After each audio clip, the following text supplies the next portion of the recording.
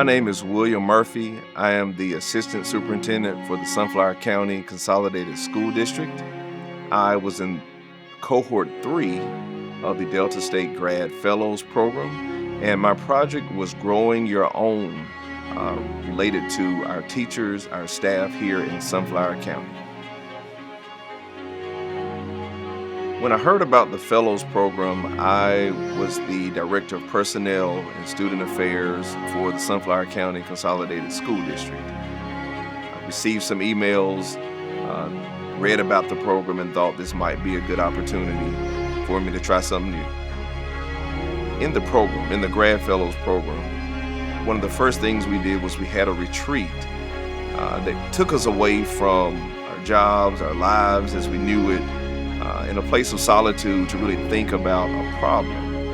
And it was during this time when I really began thinking deeply about issues that we were having in terms of teachers, recruiting teachers, getting certified teachers to come to this area.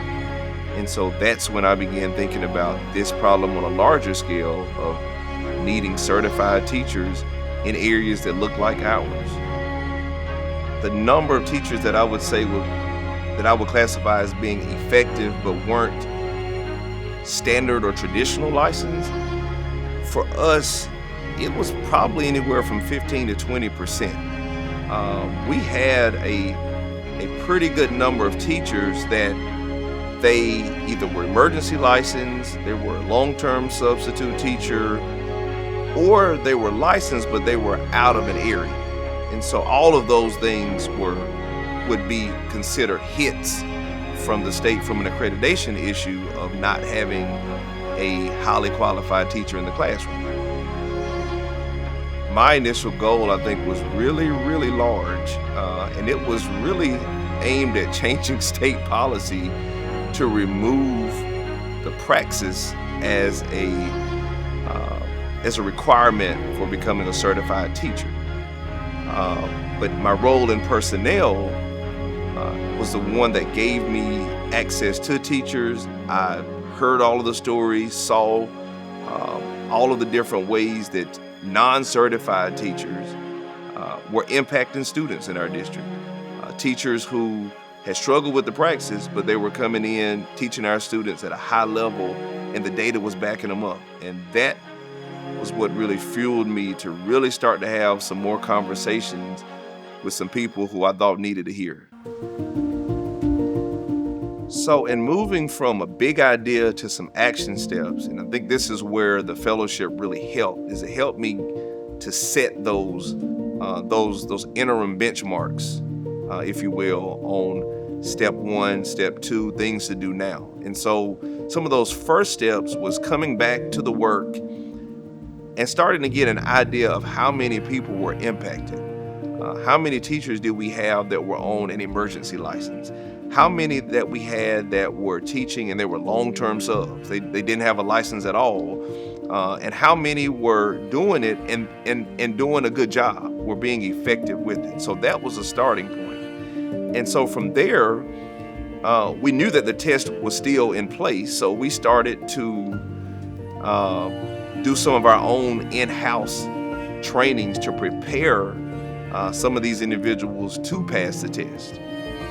There was minor success there, but that really wasn't the issue that we were aiming at. We were aiming at changing policy. And so, but that was an initial step that we took, was starting to try to prepare our own for passing the test, giving them a boot camp of sorts, monthly check-ins, monthly meetings with groups of people who led praxis testing.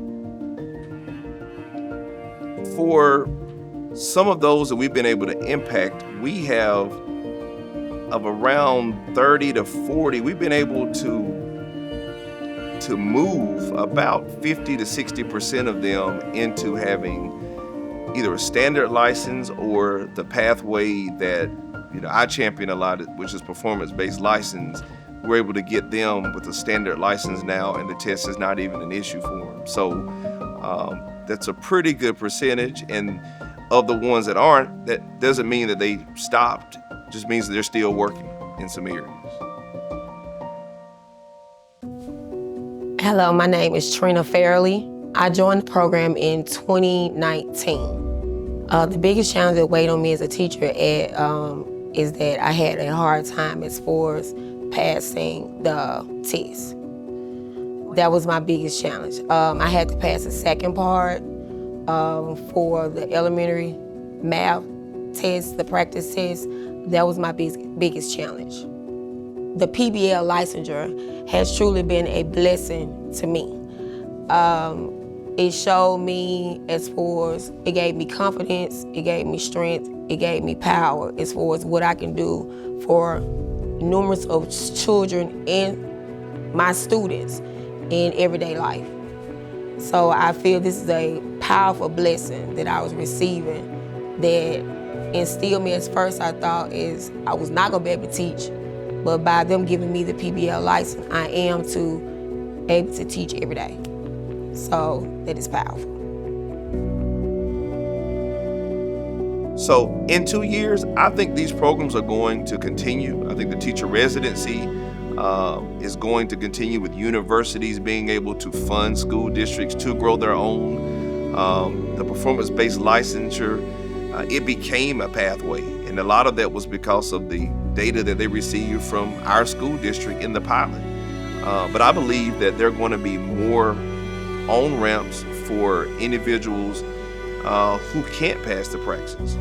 It's interesting because we talk about testing not being the one metric of evaluating how students are learning, because everybody doesn't test well. Well, we seem to forget that these same students grow up to be adults who may not test well. And so in 2 years, I just see more opportunities for people to become teachers, and it's not just solely through the praxis exam, through some, different avenues, practices, observing what they actually do as being the main and leading indicator of effectiveness. If I was talking to someone considering this program, I would ask them, what are you waiting on?